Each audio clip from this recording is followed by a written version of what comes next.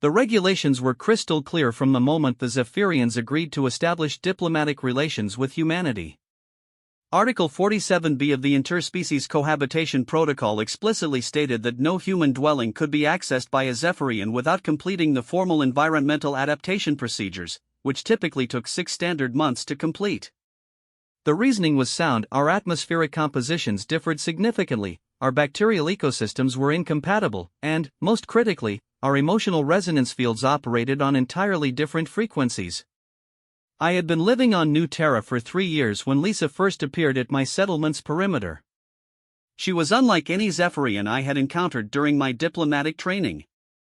Where others of her species maintained the characteristic shimmer of their bioluminescent skin in carefully controlled patterns, hers pulsed with an almost chaotic rhythm that seemed to respond to her immediate thoughts rather than following the formal communication protocols we had been taught to interpret. The first time she approached my habitat dome, I was tending to my small garden of earth vegetables, one of the few comforts we were permitted to maintain from our homeworld. Through the transparent aluminum walls, I watched her study the green shoots with an intensity that made her skin shift through colors I had never seen documented in our xenobiology manuals. When she noticed me watching, her form flickered in what I would later learn was embarrassment, and she retreated to the forest line. This pattern continued for weeks. Each morning, I would find evidence of her presence, not damage, but small improvements. The irrigation channels I had been struggling to maintain were subtly redirected for better efficiency.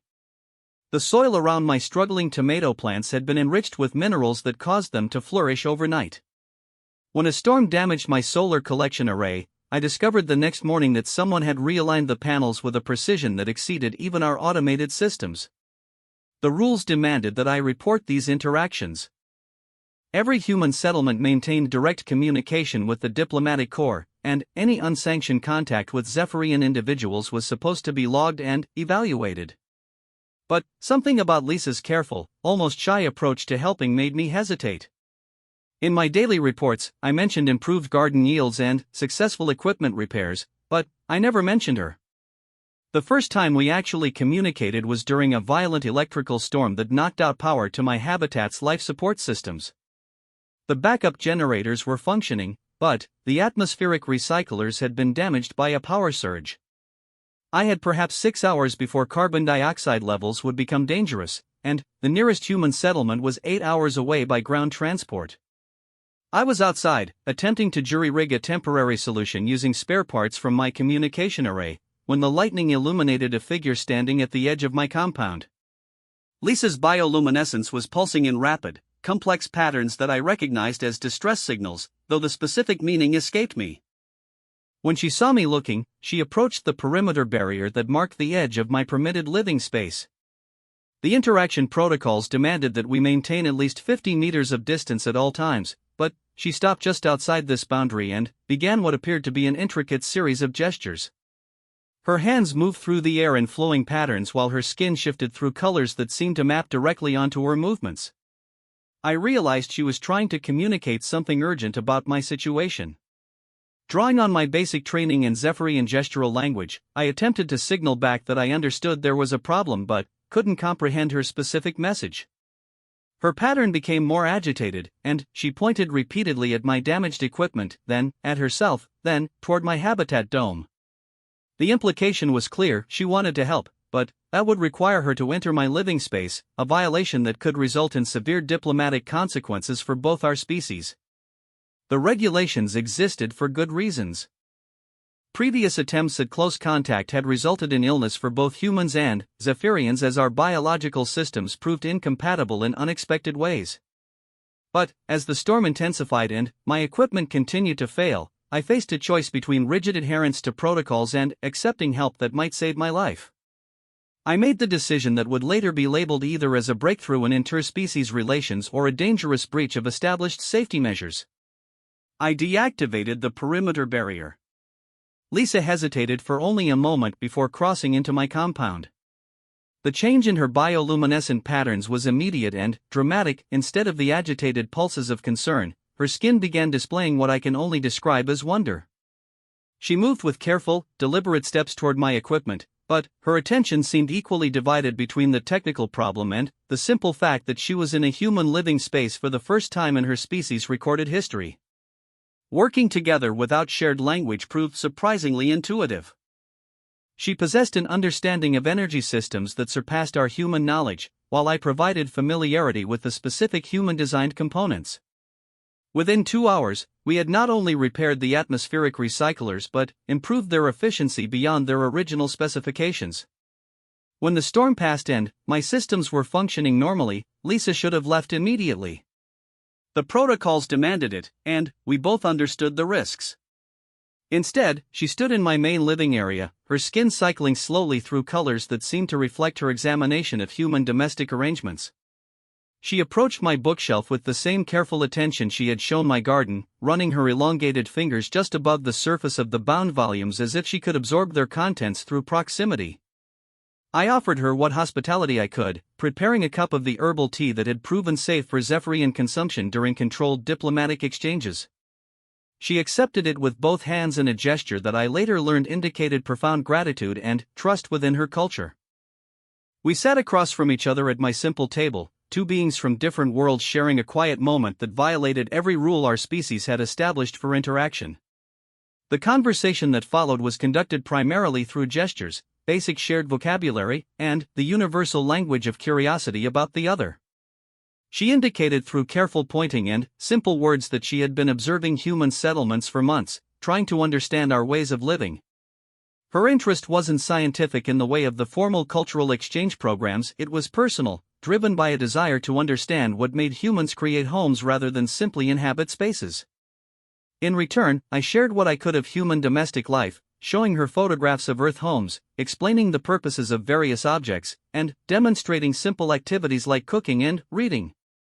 Her skin patterns grew more vibrant and complex with each new discovery, creating a constantly shifting display that was more beautiful than anything I had seen during official diplomatic functions. When she finally left, just before dawn to avoid detection by our monitoring satellites, something fundamental had changed between our species, or at least between us. She had demonstrated that Zephyrians and humans could share space without the catastrophic consequences our experts had predicted. More importantly, she had shown that the desire to connect and understand transcended the careful boundaries our governments had constructed. Over the following weeks, her visits became more frequent and more open. She would arrive in early evening, help with whatever projects I was working on, and then spend hours exploring the simple details of human life that fascinated her. She learned to prepare tea using my equipment, discovered that she enjoyed the taste of mint grown in earth soil, and developed a particular fondness for the textural contrast of woven fabrics that served no functional purpose except aesthetic pleasure. I began modifying my living space to accommodate her visits, installing broader doorways and creating spaces where her natural bioluminescence could be displayed without interference from my artificial lighting. These weren't dramatic changes, but each small accommodation represented a step toward something unprecedented in human-Zephyrian relations, a shared domestic space. The emotional transformation was as significant as the physical changes. My daily routine, which had been focused on solitary productivity and maintenance of my isolated settlement, evolved to include consideration of her interests and comfort. I found myself selecting books that might interest her, preparing meals that we could share, and arranging my schedule around the possibility of her visits. For her part, Lisa began bringing elements of Zephyrian culture into our shared space. She created intricate light displays using her natural bioluminescence that served as decoration during our evening conversations. She shared Zephyrian musical concepts by creating harmonic vibrations with specialized organs that could resonate through the air, filling my habitat with sounds no human had ever experienced in a domestic setting. These exchanges taught us that the fundamental differences between our species, the ones our diplomatic corps had focused on as insurmountable obstacles, could actually become sources of mutual enrichment when approached with patience and genuine curiosity. Her inability to digest most human foods led to discoveries about plant-based nutrition that improved both our diets. My human need for structured daily routines provided a framework that helped her integrate her natural Zephyrian responsiveness to environmental changes with the demands of consistent interaction. But, beneath these practical adaptations, something deeper was developing. The careful distance that characterized all official human-Zephyrian interactions was being replaced by the kind of comfortable familiarity that develops when beings genuinely care about each other's daily welfare. I found myself concerned about her well-being during the storms that her species normally weathered without difficulty, simply because I had learned that she preferred clear skies for her visits. She began arriving with materials and tools that would help me with projects she had observed me struggling with, showing a level of attention to my needs that went far beyond diplomatic courtesy. The most significant change, however, was in our communication. What had begun as careful, formal exchanges using approved vocabulary and gestures evolved into something more nuanced and expressive. She developed ways of using her bioluminescent displays to convey complex emotional concepts that had no direct equivalent in either of our languages. I learned to read the subtle shifts in her posture and movement that indicated her responses to different aspects of human culture. By the end of our first month of regular contact, we had developed our own hybrid communication system that combined elements of human verbal language, Zephyrian gestural expression, and entirely new forms of interaction that emerged from our specific relationship. This personalized language allowed us to discuss concepts and feelings that would have been impossible to express through official diplomatic channels. The risk we were taking became more apparent as our relationship deepened. Each visit represented a potential diplomatic incident that could destabilize the carefully negotiated peace between our species. If our governments discovered that formal protocols were being ignored, the consequences could range from my reassignment to complete cessation of human-Zephyrian diplomatic relations. But the value of what we were creating together made these risks seem worthwhile. We were proving that the barriers between our species were not as absolute as our experts believed, and that genuine friendship could develop across differences that seemed insurmountable.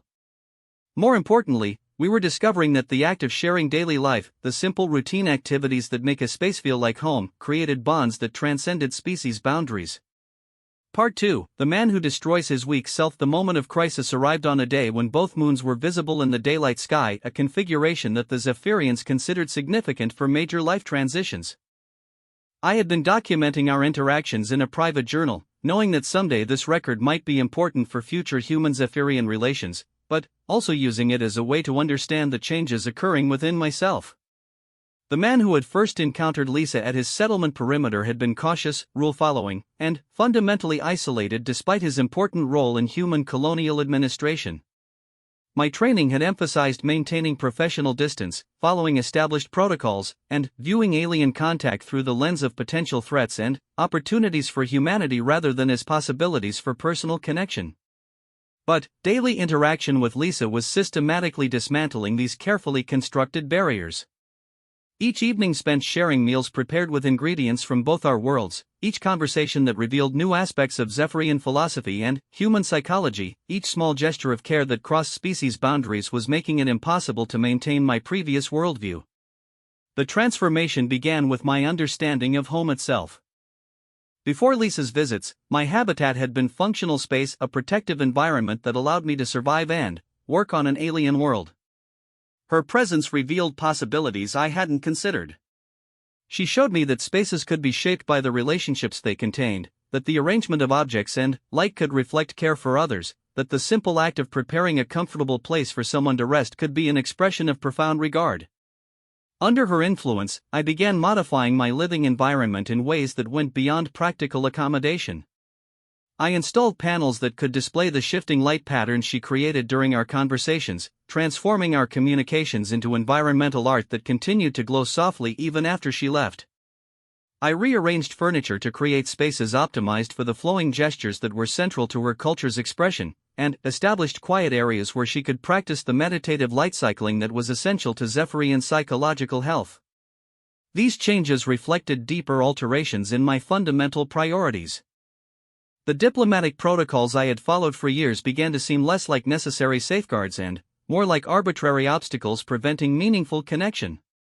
The reports I filed with colonial administration became increasingly selective, focusing on agricultural yields and equipment maintenance while omitting the most significant developments in human-Zephyrian relations occurring in my own home. This selective reporting represented the first major breach of my professional integrity, but it felt necessary to protect something more valuable than bureaucratic transparency. The relationship developing between Lisa and myself was providing insights into Zephyrian psychology and culture that far exceeded anything our formal diplomatic exchanges had achieved. Her comfortable presence in my home demonstrated that the biological and environmental incompatibilities our experts worried about were manageable with reasonable precautions. More importantly, her integration into my daily life was revealing aspects of human adaptability that challenged fundamental assumptions about our species' limitations. I was learning to communicate using bioluminescent patterns she projected onto surfaces in my habitat, developing sensitivity to environmental changes that guided her people's daily decisions, and discovering that human emotional responses could be compatible with Zephyrian social structures when approached with genuine openness. The personal transformation was even more dramatic than the practical adaptations. The isolation that had been my primary psychological challenge since arriving on New Terra was being replaced by a sense of connection that transcended anything I had experienced with other humans. Lisa's presence in my life provided not just companionship but a kind of intellectual and emotional stimulation that came from constantly encountering genuinely alien perspectives on familiar experiences. Her approach to problem solving, which integrated emotional intuition with technical analysis in ways that human training discouraged, began influencing my own methods. Projects that had stalled under purely logical approaches found new solutions when I learned to incorporate the environmental sensitivity and holistic thinking she demonstrated. My garden, my equipment maintenance, even my personal self-care routines became more effective as I adapted elements of her culture's approaches to these activities. But the most significant change was in my understanding of courage and integrity. The rules I was breaking had been designed to prevent harm, but adhering to them was preventing the development of something unprecedented and valuable. Each day that passed without reporting our relationship to colonial administration required me to choose between bureaucratic compliance and protecting a connection that was demonstrating new possibilities for both our species. This internal conflict reached its breaking point when I received notification that a formal diplomatic inspection was scheduled for my settlement. A team of specialists would be arriving to evaluate the success of human adaptation to New Terra conditions and to investigate reports of unusual Zephyrian activity in my region. The inspection would include detailed examination of my habitat, review of all my reports and communications, and interviews about any unusual incidents or observations. The inspection represented an immediate threat to everything Lisa and I had built together. Discovery of our relationship would likely result in my removal from New Terra, formal diplomatic protests from both governments, and the establishment of even stricter protocols that would prevent future human-Zephyrian personal relationships. All the progress we had made in demonstrating that our species could coexist peacefully would be lost to protect institutional procedures. I could have ended our relationship immediately, cleaned my habitat of all evidence of Zephyrian presence, and prepared standard responses to deflect any questions about unusual local activities.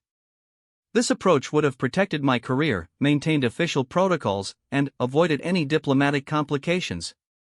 It would also have destroyed the most meaningful relationship I had ever formed and eliminated the possibility that our discovery might lead to improved understanding between our species. Instead, I made the decision that completed my transformation from a rule-following bureaucrat into someone willing to risk everything for principles that transcended official policies. I invited Lisa to remain in my habitat during the inspection, knowing that discovery was almost certain but believing that demonstrating the success of our relationship might convince the inspection team that current protocols needed modification. This decision required destroying my weak self, the part of my identity that prioritized personal security over meaningful action, that chose comfortable compliance over necessary risks, that valued institutional approval more than authentic relationship. The man who could make this choice had to be fundamentally different from the one who had first been assigned to this isolated settlement. When I explained the situation to Lisa, her bioluminescent display showed colors I had learned indicated deep consideration followed by firm resolution. She understood the risks as clearly as I did, but she also recognized the potential value of what we had accomplished together. Her willingness to share the danger of exposure demonstrated that our relationship had transformed her as significantly as it had changed me. The 3 days before the inspection arrival became a period of intensive preparation, but not the kind typically associated with bureaucratic reviews. Instead of hiding evidence of our relationship, we worked to document it thoroughly. I prepared detailed records of our communication developments, agricultural improvements achieved through integrated human-Zephyrian techniques, and technological innovations that had emerged from our collaboration. Lisa contributed documentation from her own perspective, creating visual records using her bioluminescent displays that showed how human domestic arrangements could be adapted to Zephyrian needs without compromising the essential elements of either culture. She prepared examples of the hybrid cooking techniques we had developed, the shared crafting projects that combined human tools with Zephyrian materials, and the communication methods that allowed complex emotional and intellectual exchange across species boundaries. We also prepared our living space to demonstrate rather than conceal the integration we had achieved. The modified lighting, the furniture arranged for both human and Zephyrian comfort, the equipment that had been improved through our collaboration, all of it remained in place as evidence of what became possible when artificial barriers were removed. The most important preparation was psychological. We both understood that the inspection might result in permanent separation, punishment for protocol violations, and the establishment of even stricter barriers between our species. But we also recognized that hiding our success would guarantee that no progress would be made toward better human-Zephyrian relations. Someone had to demonstrate that the current protocols were unnecessarily restrictive, and we were in a unique position to provide that demonstration. On the morning of the inspection, I stood in my habitat surrounded by evidence of everything I had risked my career to protect and develop. The space looked lived in and cared for in ways that would have been impossible without Zephyrian influence, but it also remained recognizably human in its basic organization and purposes. This combination represented exactly what I hoped to show the inspection team, that collaboration between our species could preserve the essential characteristics of both cultures while creating something new and valuable. Lisa remained visible throughout the habitat, her bioluminescent patterns cycling through the calm, welcoming displays she used when receiving visitors in her own culture. Her presence was unmistakable and undeniable, but also peaceful and clearly beneficial to the human environment around her. She had chosen to present herself as a partner in creating a successful human settlement rather than as an exotic curiosity or potential threat. When the inspection team arrived, their reaction was everything I had expected and feared. Shock at finding a Zephyrian in a human habitat, immediate concern about protocol violations, and urgent communication with higher authorities to determine how to handle an unprecedented situation. But, as they began their examination of my settlement, a different dynamic began to emerge. The evidence of our collaboration was overwhelming and undeniably positive. Agricultural yields that exceeded all projections, equipment modifications that improved efficiency beyond standard specifications, and documentation of successful cross-cultural communication techniques that could revolutionize official diplomatic procedures. What had been intended as a violation of established rules appeared instead to be a breakthrough that official policies had prevented from occurring sooner. More importantly, the inspection team could observe our interaction in real time and see that the catastrophic consequences predicted by interspecies contact protocols had not occurred. Lisa and I moved through our shared space with the comfortable familiarity of long-term partners, demonstrated communication techniques that were more effective than official translational methods, and showed practical cooperation that exceeded anything achieved through formal diplomatic channels. The man who faced that inspection was no longer the isolated bureaucrat who had been assigned to this settlement. Through the process of building a life with Lisa, I had become someone capable of taking necessary risks for meaningful purposes, of choosing authentic relationship over institutional approval, and of demonstrating new possibilities rather than simply following established procedures. The transformation had not been comfortable, but it had been essential for achieving anything truly valuable. By destroying my weak self, the part that feared consequences more than missed opportunities, that valued security over significance, that chose compliance over courage, I had become capable of creating something unprecedented. The inspection would determine whether that creation would be recognized as progress or punished as violation, but, regardless of the outcome, I had become someone who could live with the knowledge that I had chosen meaningful action over safe passivity. Part 3, the space we created together. The inspection lasted 4 days, and each day brought developments that none of us had anticipated. The team leader, Dr. Sarah Martinez, had been prepared to document a serious breach of interspecies protocols and recommend appropriate disciplinary action. Instead, she found herself observing a functioning example of human-Zephyrian domestic integration that challenged every assumption underlying current diplomatic policies. The breakthrough came on the second day, when Lisa demonstrated the agricultural techniques we had developed together. Using her natural ability to sense soil mineral content and moisture levels, combined with human knowledge of earth plant requirements, we had created growing systems that were producing food crops with unprecedented efficiency. The tomatoes in my garden were larger and more nutritious than anything grown in the main colony's agricultural domes, and the hybrid herbs we had developed were showing properties that could revolutionize both nutrition and medicine for human colonists.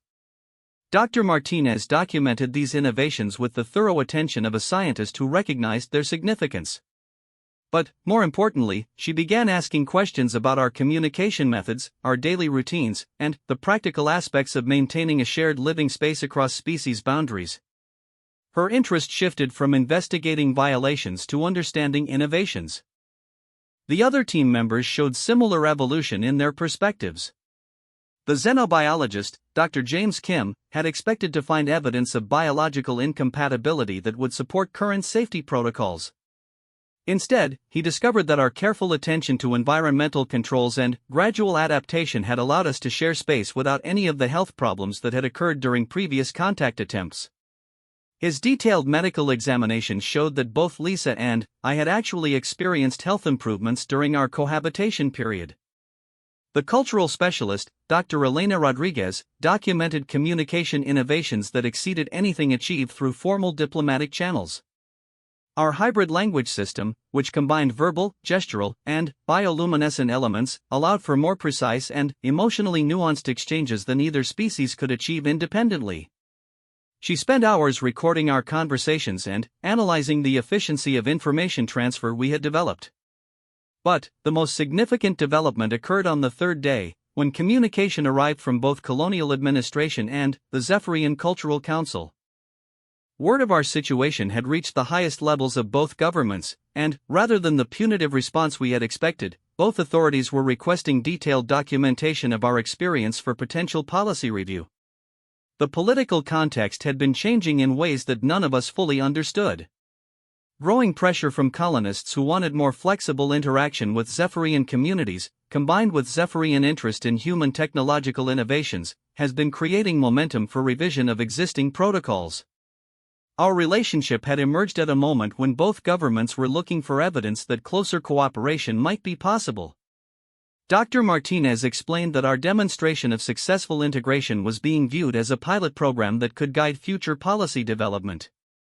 Rather than punishment for protocol violation, we were being offered the opportunity to participate in designing new frameworks for human-Zephyrian relations.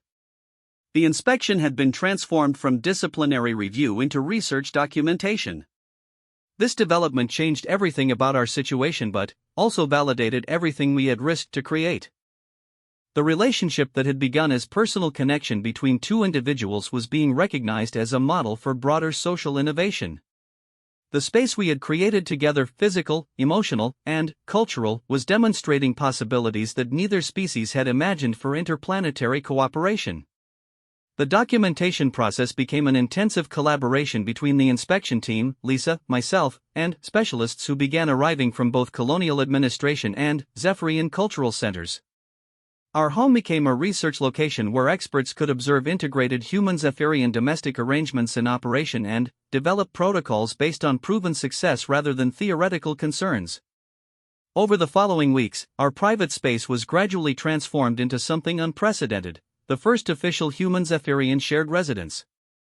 The changes were carefully managed to preserve the essential elements that had made our relationship successful while accommodating the requirements of formal documentation and replication. Additional environmental controls were installed to ensure safety for visitors from both species. Communication equipment was upgraded to allow real-time transmission of our innovations to research centers on both worlds.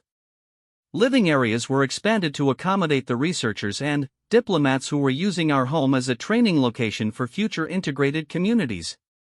But the most important aspects of our space remained unchanged.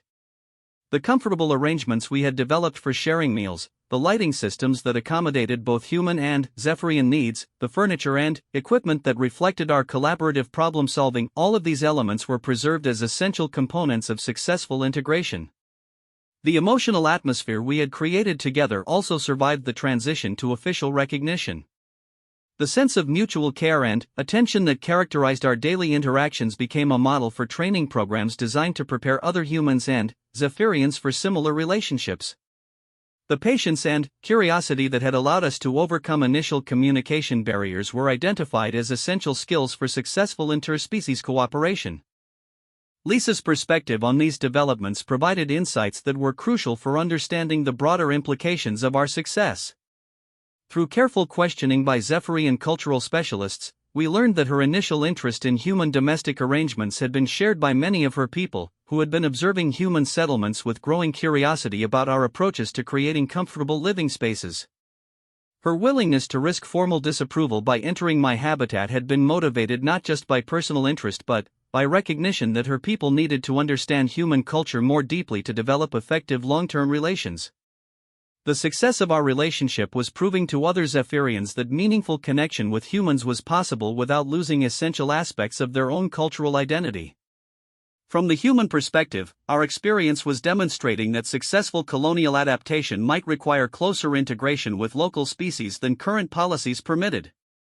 The agricultural innovations, technological improvements, and psychological benefits that had emerged from our relationship suggested that isolation from Zephyrian communities was limiting human potential on New Terra.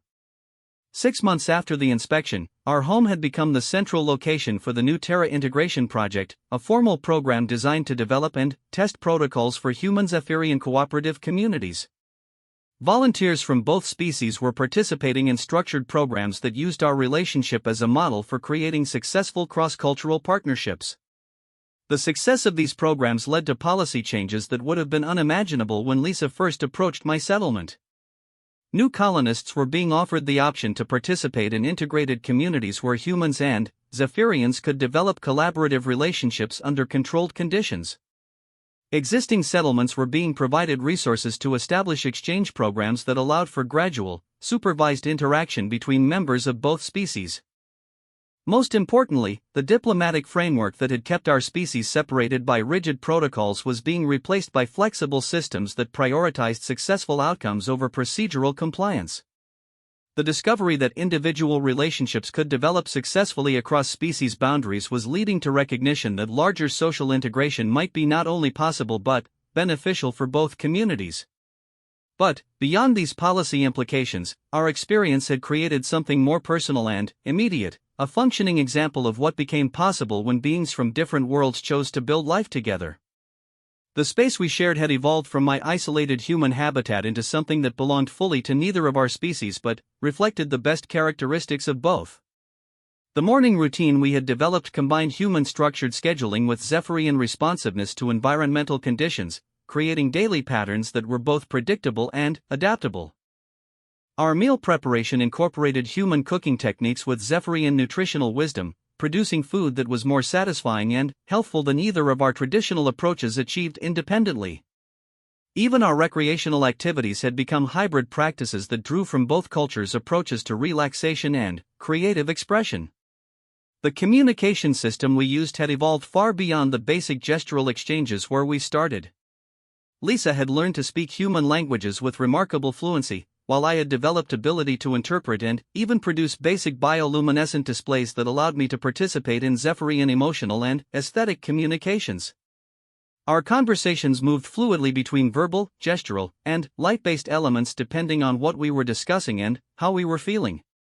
More significantly, we had learned to navigate the emotional and intellectual differences between our species in ways that enhanced rather than compromised our individual identities. Lisa's natural empathic sensitivity to environmental changes had taught me to pay attention to subtle variations in mood and energy that made our shared space more harmonious. My human tendency toward systematic planning and goal setting had provided structure that helped her integrate her more intuitive approaches to daily life with the demands of our collaborative projects. The physical space itself had become a testament to successful integration. Human furniture and equipment coexisted comfortably with Zephyrian environmental modifications.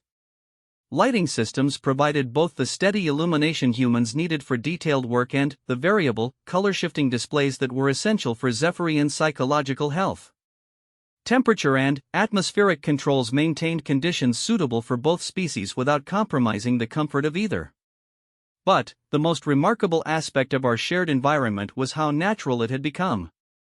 Visitors from both species commented on the sense of harmony they experienced in our home, not the artificial peace of diplomatic meetings, but the comfortable familiarity of a space that had been shaped by genuine care and attention to the needs of its inhabitants. The relationship that had begun when I chose to deactivate my perimeter barrier had evolved into something that transcended the individual choice to break rules. We had created proof that the barriers between our species were not as absolute as our governments had believed, and that cooperation could produce benefits neither species could achieve independently. The man who had made the initial decision to allow Lisa into his home had been motivated primarily by immediate necessity and personal curiosity. The man who now lived in the first official human Zephyrian integrated residence was part of something larger, a demonstration that meaningful relationships could develop across differences that seemed insurmountable, and that the courage to risk established boundaries could create possibilities that careful compliance never achieved. The space we created together had become more than a home. It was evidence that two species could build a shared future based on mutual respect, genuine curiosity, and willingness to adapt traditional approaches when they prevented valuable connections. Every day we continued to live and work together successfully, we were proving that the universe was smaller and more cooperative than anyone had imagined when our species first encountered each other among the stars. As I wrote these final observations in my journal, Lisa was preparing the evening meal using vegetables we had grown together and cooking techniques we had developed through months of experimentation. The bioluminescent patterns on her skin showed the calm satisfaction she displayed when our shared routines were proceeding smoothly, while the modifications I had made to our lighting system created an environment where both human and Zephyrian aesthetic sensibilities could be simultaneously satisfied.